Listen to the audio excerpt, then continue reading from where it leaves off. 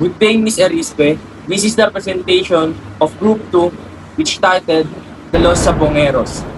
In between 2021 and early 2022, some 34 cockfighting fans, or Sabongeros, went missing throughout the Luzon, Philippines.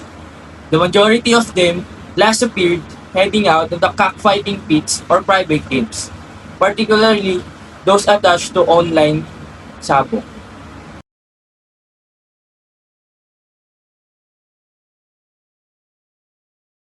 The case of missing sabongeros is among the most startling and unsolved offenses in the Philippines, as 34 cockfighting aficionados strangely vanished. The case remains still unsolved despite multiple of investigations and national attention. This indeed raises of national serious concerns with respect to human rights, justice, as well the law enforcement. The substantial flaws within the justice system and perils linked to the justice system booming online cockfighting industry are certainly highlighted.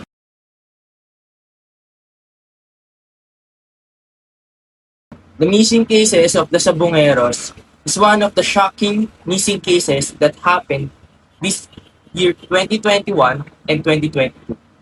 Mostly, the victims came from the northern part of Luzon, specifically Rizal, Bulacan, and Quezon. The notable victims were named John Claude Inonog, brothers Marlon and James Bakay, Mark Joseph Velasco, Rondel Cristoro, and Roel Gomez. The 6 people are neighbors and went to the same location, which is the Manila Arena located in Santa Ana, Manila. Their disappearance lighted hopes for the families whose sons disappeared too.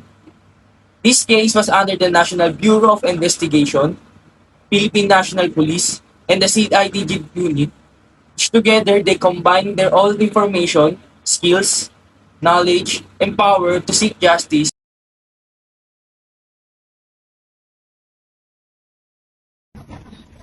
The missing Sabongeros case includes number of different kind of groups.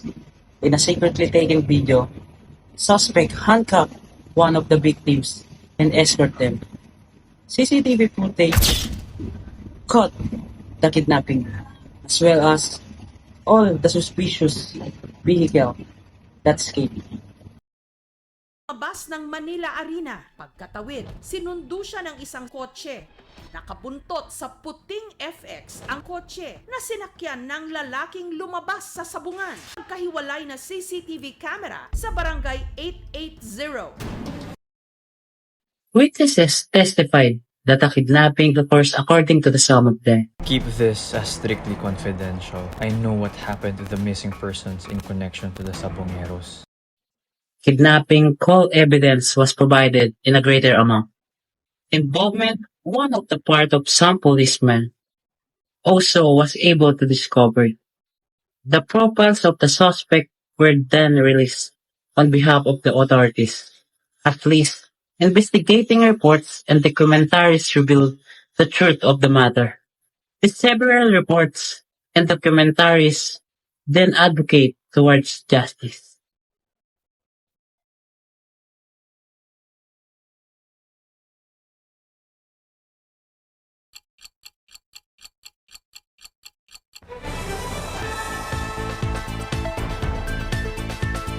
In January 2022, families report missing Sabongeros.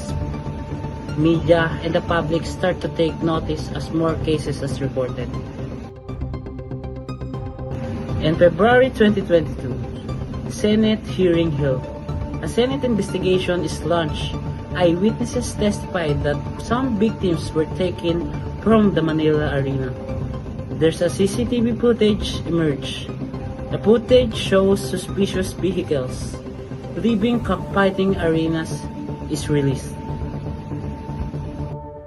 In the other month of 2022 March, President Duterte comments on the case.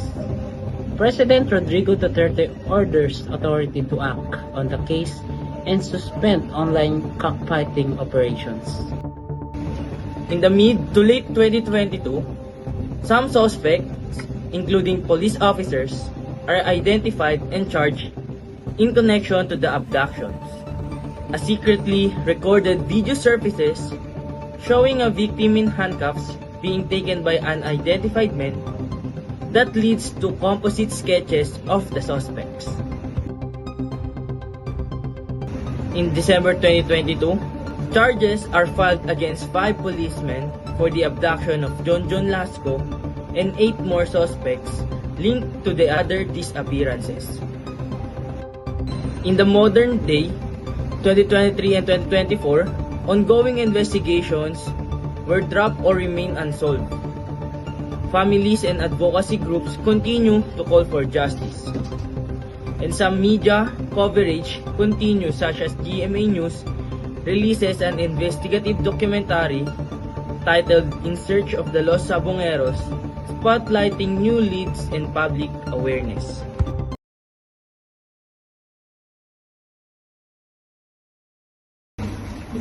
The current status of the missing cases and disappearances of the Sabongeros still remain dormant.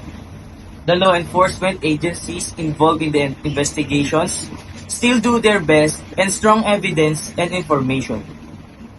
The updates in the case progression are still the same up to this day.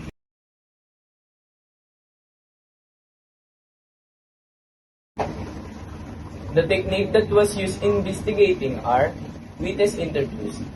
Investigator interview cockpit staff and the families of the missing Sabongero to establish timelines, identify suspicious individuals, and gather details on victim last known activities.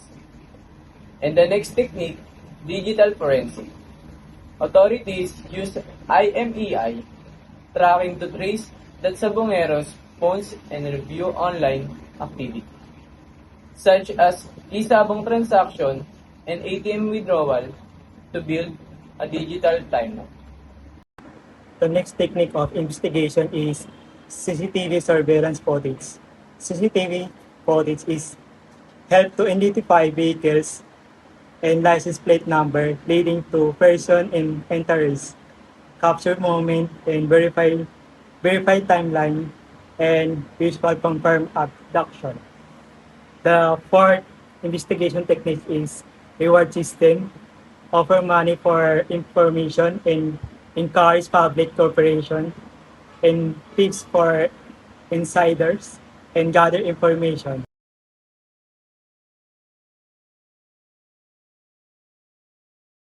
For the legal jurisdiction, I will be discussing the legal aspects surrounding the high-profile case of the Lost Sabongeros, a disturbing series of disappearance involving individuals connected to cockfighting in the Philippines. The case gained national attention when 34 individuals mysteriously vanished under suspicious circumstances while allegedly being involved in Sabong operation. This triggered a wave of public concern, media investigation, and even Senate hearings. As a family's demand, justice and answers. Now, let's talk about legal jurisdiction, or the authority of government bodies to investigate and prosecute crimes. In this case, several agencies were involved. The Philippine National Police, PNP, and the National Bureau of Investigation, NBI, led the criminal investigations. The Department of Justice, DOJ, supervised legal proceeding and provide prosecutorial support. Meanwhile, PABCOR, the agency regulating gambling, came under scrutiny for possibly allowing questionable Sabong operation to function under its watch. Buhay pa po ba ang mga nawawalang sabongero?